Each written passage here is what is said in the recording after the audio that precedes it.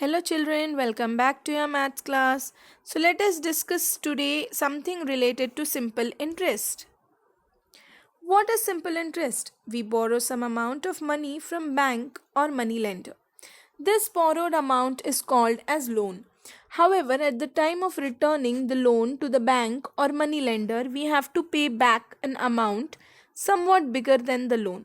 This additional amount is called as simple interest. So in this you're going to learn about some very important terms, that is interest, principal, rate and time. So I is interest, P is principal, R is rate and T is time. What is interest? How much is paid for the use of money as percent or amount? Money is not free to borrow. People can always find a use for money. So it costs to borrow money. How much does it cost to borrow money? Different places charge different amount at different times, but they usually charge this way.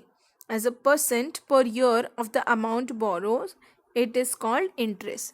Now, for example, if you don't have money and you decide to borrow it from your friend, but the friend will not give you free of cost, he or she will take the interest in return. Interest is a specific amount which you need to pay along with the original amount. For example, you took 2000 rupees, so on that 2000 rupees there will be some interest, so you have to pay back your friend 200 plus 2000 plus the extra interest. So simple interest formula, I is equals to PRT. Interest, principal amount, rate and time.